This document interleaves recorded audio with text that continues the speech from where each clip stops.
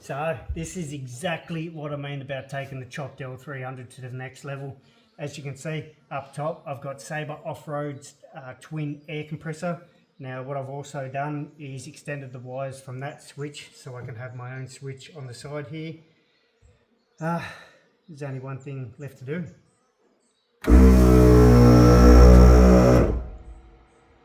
Hell yeah.